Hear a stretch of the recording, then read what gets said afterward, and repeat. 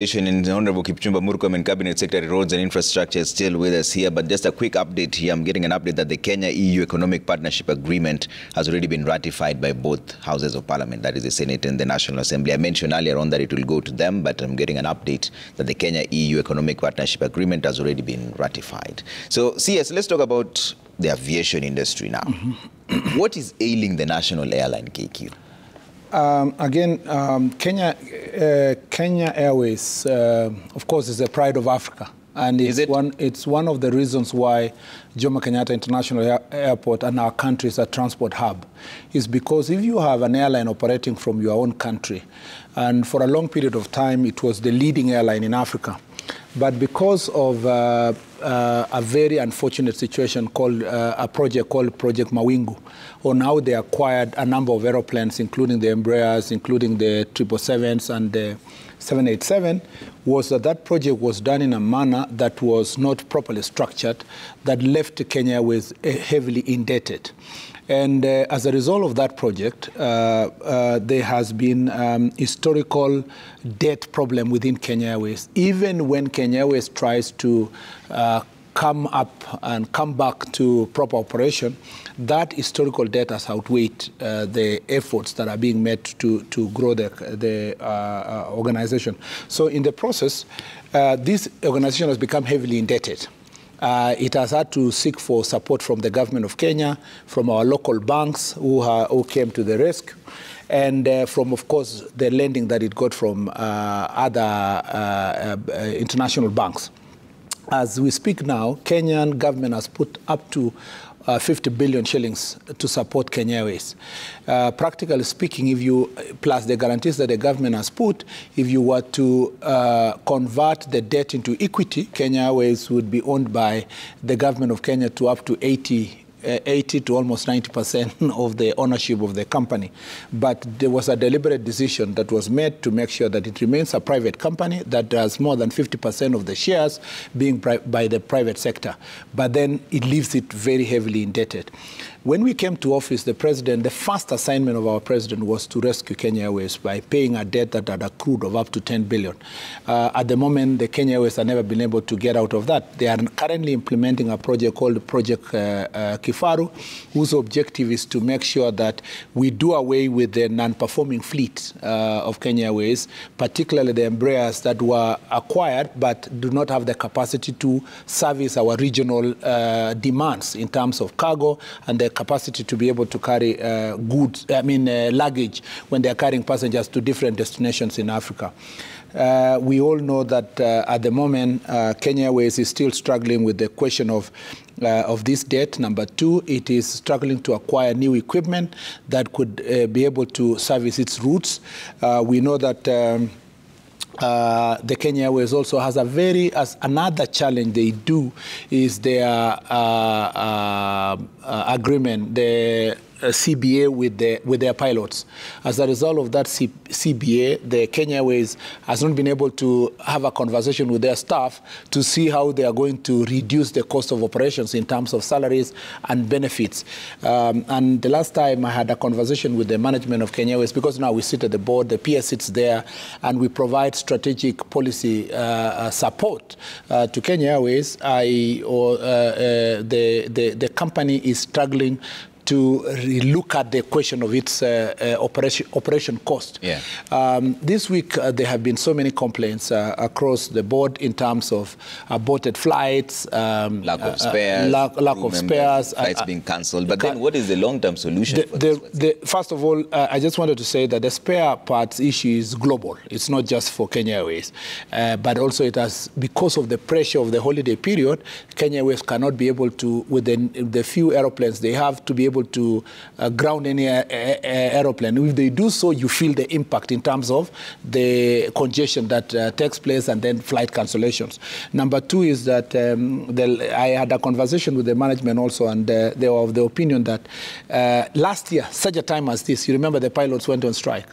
And I am told now the pilots are demanding a pay increase of up to 400% from their salary. And, you know, they have timed it at a very strategic time when we really need the airline to be operating. So somehow, you know, the stories we hear is that some of the staff are a bit sluggish in terms of availing themselves for service.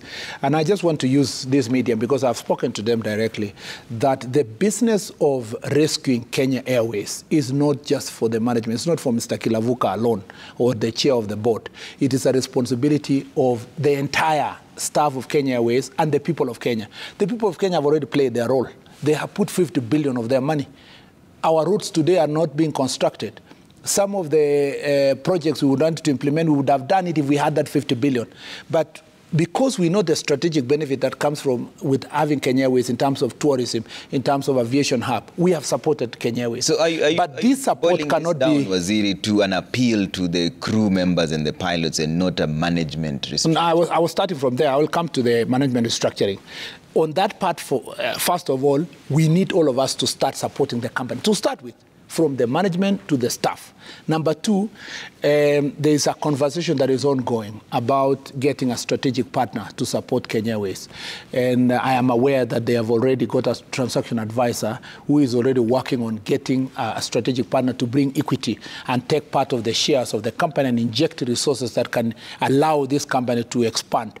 I have been in these trips with the CEO of the company to Europe and to China, looking for strategic partners that can be able to invest in Kenya Airways. The president himself, you remember the president even had a conversation with Delta Airlines about the possibility of partnering together. I believe that in 2024, it is the year that we must get a strategic partner to come and inject capital into Kenya Airways so that it can be able to sustain itself. Because how much are we talking about here, Waziri? Because we have a debt appearing before the Public Debt and Privatization Committee revealed that KQ owes lenders 188 billion shillings. The total debt portfolio of Kenya Airways, including for operational cost and the debt that is serviceable, is almost 300 billion.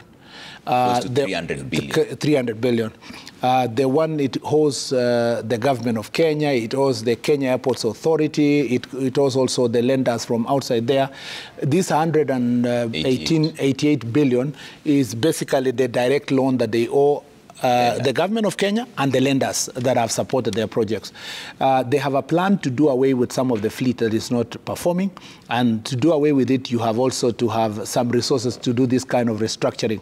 I believe that if this plan is well followed, if it was not, because already Kenya Airways was beginning to have operational profit, the only problem is that we have historical debt, grandfather problems that are weighing down Kenya Airways. And the discussion we are having, and the president himself is leading these discussions. He has admitting, even today, before I came here, the president had convened another meeting to just think through. We're asking ourselves, practically the government of Kenya is the majority shareholder if they were to liquidate the debt into equity.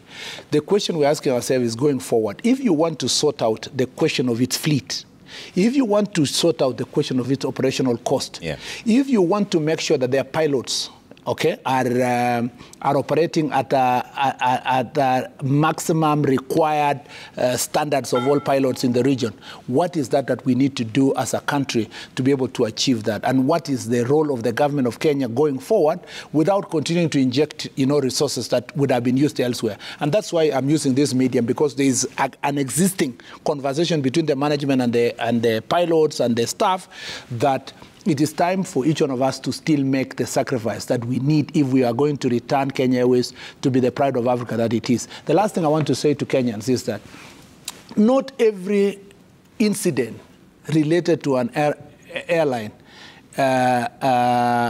amounts to, allows us to perpetuate fear-mongering. If, for example, the Kenya Airways flight that went to Rwanda and found that it was foggy, it was not our airline alone. Rwandan airline and other airlines found the place foggy and they had to return from different destinations back. If you find an airline, for example, like the Kenya Airways left, took off from Cape Town, and went and came back because the pilot thought that it was not safe to continue flying, it means that Our pilots are very responsible, and they understand the importance of making sure that safety is number one. But when you cancel flights and you canceling, for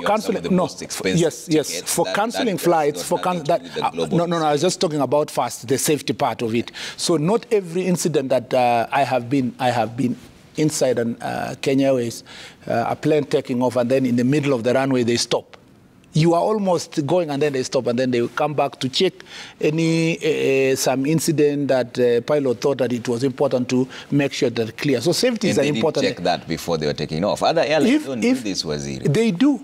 They do. The only difference, many airlines. I have boarded other airlines where you go up, you come down, you land safely, and you're told you go sleep, you can travel tomorrow.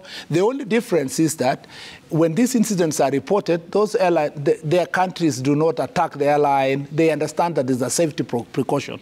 But in terms of cancellation of flights, it is the pressure, particularly at that period of time, is the pressure that the airline is facing when it comes to its fleet. Okay. But also, we have told Kenya Airways, in no uncertain terms, that they must treat their customers better, that they must also communicate better, and they must. It is better to cancel flights 2-3 days early, to inform passengers 2-3 days early, because the cost of again accommodating these passengers is going to increase the financial problem that you're having. The government owns about 48.9%. Exactly. So is government looking to relinquish these shares to bring in the strategic investor you're talking about? Practically speaking, with the debt itself, government could have owned 80. So if the strategic partner comes in, for example, you will be able then to convert a sizable amount of the debt into equity, and then be able to convert it then to a share for the investor who is coming in. When do you think this will be done? We have, as I told you, Kenya Airways has already picked a transactional advisor. That advisor has told them that by June next year or September next year, we should be able to get, latest September next year, we should be able to get a strategic investor. Okay. And I believe that this is a very profitable company. It has the potential to grow, and I believe that any strategic investor was going to buy into this company.